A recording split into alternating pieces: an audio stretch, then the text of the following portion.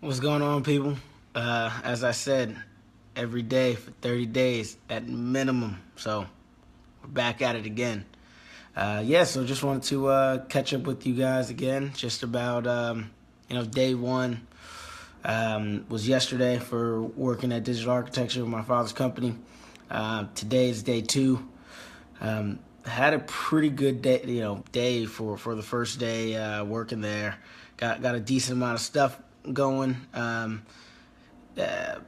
I know, as I mentioned before, so I did a post onto LinkedIn, with letting everybody know that like I was leaving Zerto, joining my father's company. It had some links in that post to the digital architecture website, and man, I gotta say it was a good idea. We had a excellent day in terms of traffic because of it. I know that largely that's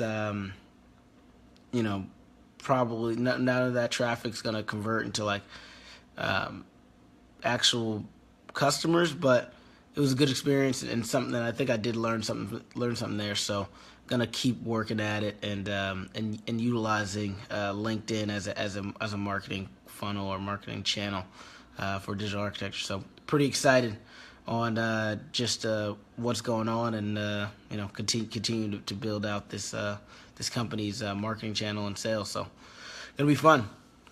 Um, Speaking on that, just on the digital architecture side of everything, I I got a question yesterday just in regards to smart homes. So one thing I'll say, like I am I'm new, right, into working with smart homes.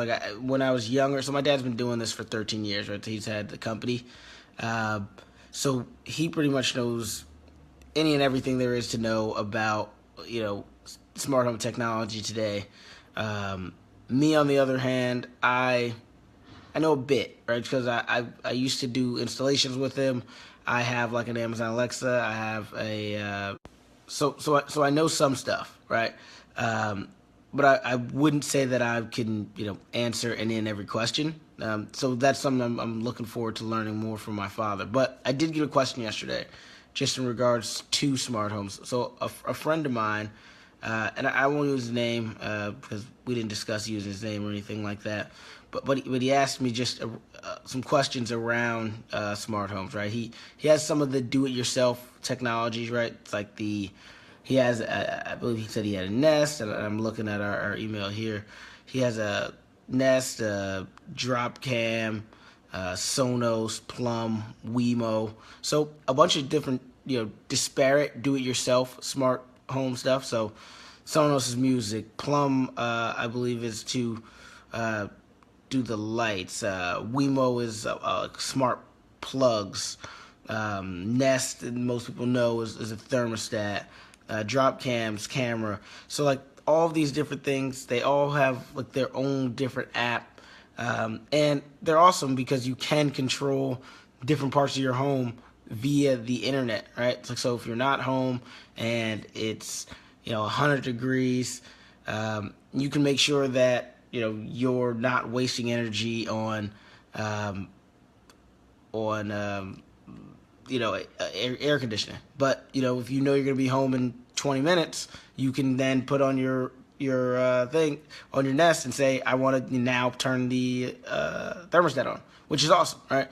The challenge he was having, and something that pretty much most people have who are just doing do-it-yourself home theaters, not home theaters, smart homes, is that they're all disparate, right? So there's no way for your Nest to speak to your Wemo or your Drop Cam to speak to your Sonos or anything like that, right?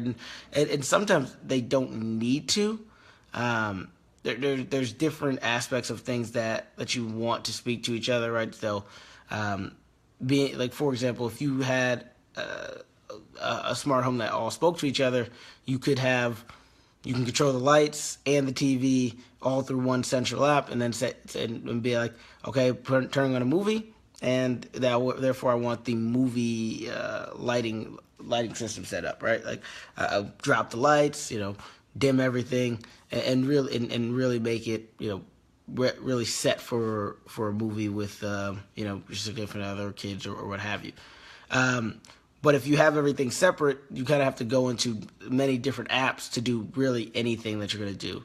And I guess the idea is, back in the day, I don't know if anybody remembers when, you had, and some people probably still have this, but you have like your TV remote, you had your cable remote, you had the VCR, then DVD came out, so you had a DVD remote, and then you just had like 6 remotes that you were working with.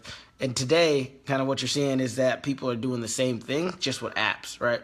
The difference is, at least in my opinion, is that there are going to be so many more things that you control. So now all of a sudden you're going to have 10 apps controlling your smart home rather than one central place. And that's kind of one of the big benefits of a smart home as well, is that just bringing everything into one, pane of glass, as we'd say, back in the IT world, is that it just is going to make life a lot easier from one side. So in terms of being able to do that and not having all these disparate things, he needed a hub. That was really the answer to his question.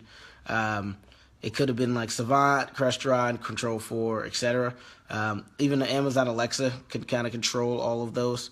Amazon Alexa is awesome. I have one.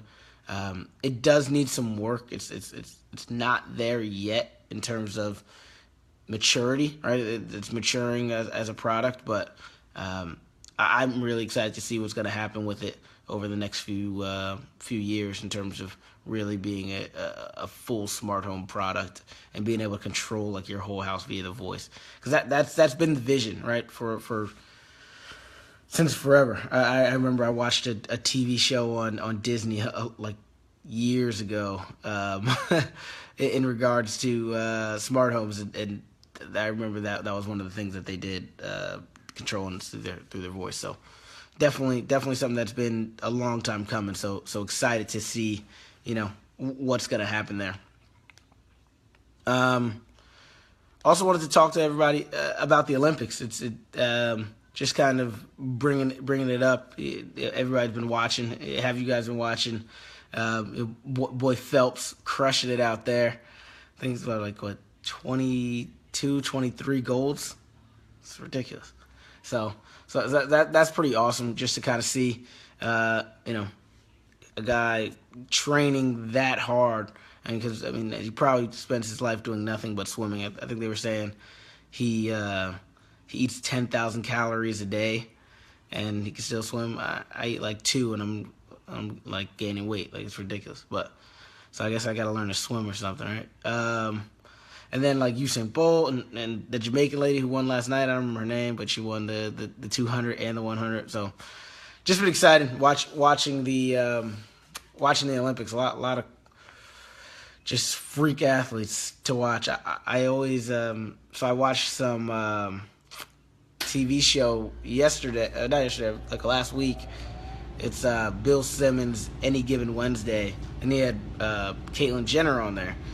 And as you know, Bruce Jenner won like the decathlon, like crushed it. And he was saying that it's like the test of like the best athlete. And I don't know much about decathlon because nobody really does it anymore. But I always wonder, like, because to me, LeBron James is like the best athlete we've ever seen, like, in recent time. And if he traded, and Caitlyn Jenner was pretty much saying, like, nobody could do that. Like, watch the guy who does the decathlon now. He's the best athlete in the world. And I'm like, I don't know. I think LeBron James could get him if he trained for it. But, it is what it is. Thanks, Mark. What's good, brother? Thanks for joining. I see John, Nana, Chris. Appreciate y'all joining in, man. So I'm just doing this, 30-day challenge, man. Every day trying to just get on here and do a quick, live of what's going on as I'm joining my father's company. Some of the things I'm learning, as well as what I'm reading and continue to improve myself. Speaking of that, Shoe Dog. I told you guys yesterday that was the new book I was picking up, and I don't know exactly how far into it I am now. Like I don't know, because I listened to it on Audible, so I don't know like how many hours I have left. But I have to say, so far it is amazing. Like it's a lot different than Delivering Happiness in terms of the struggle. Because as I mentioned, in Delivering Happiness, literally Tony Hsieh started one company, sold it for like $200 million, and then he started. He was doing investing, got into and ended up becoming the CEO of Zappos, and essentially spent all of the money he made from his first sale of this company, putting it into Zappos because there was nobody who would invest in it.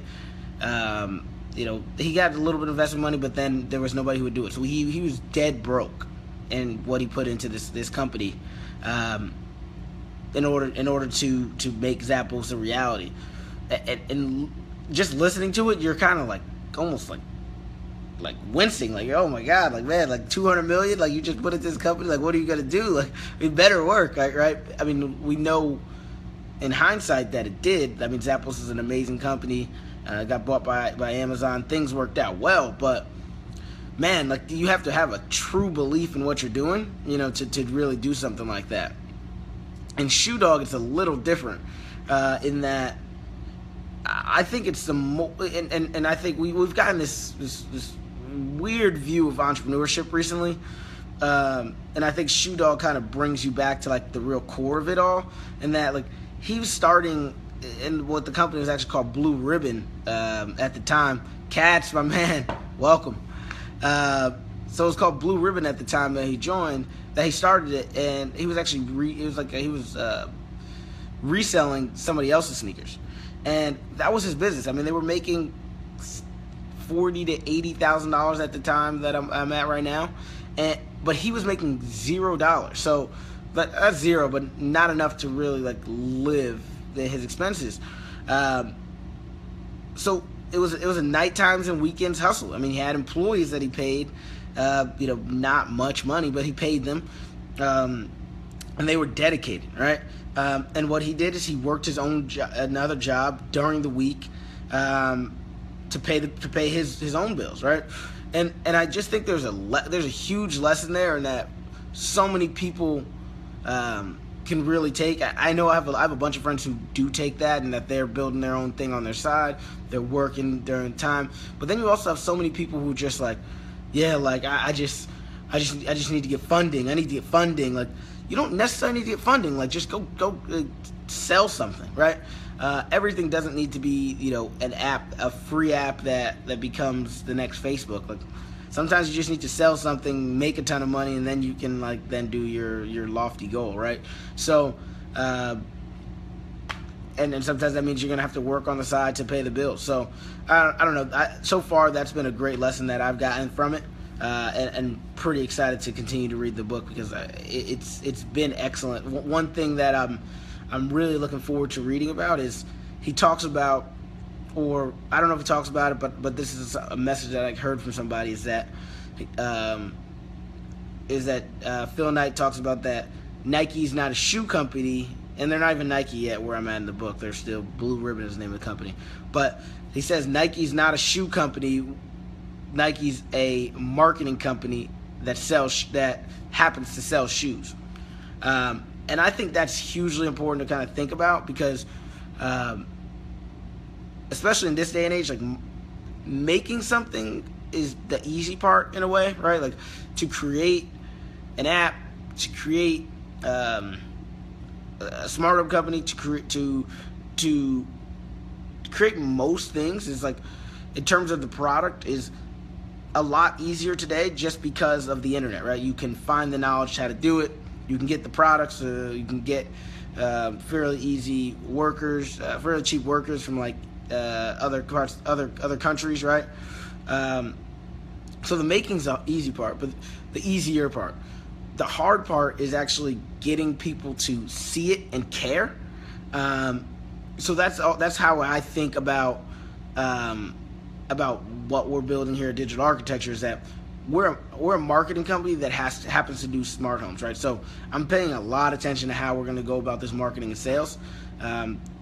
doing something like this on a 30-day challenge, I think it's going to really help get some extra views to the website of you guys, right? Some of my friends, maybe you guys are looking to do something with smart homes, maybe you're not, right? I'm not trying to do a hard sell here, but I'd love you guys to check out the website. I think that's important.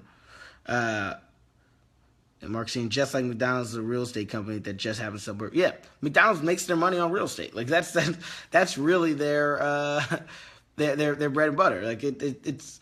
I think it's just important to kind of sometimes think outside the box on who you really are, rather than just thinking, we sell this. Because a lot of times what you end up doing is operating at a like.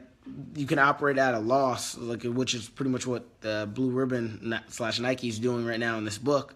So excited to see what's going to happen. Excited to see what's going to continue to be built here at Digital Architecture, what we're doing.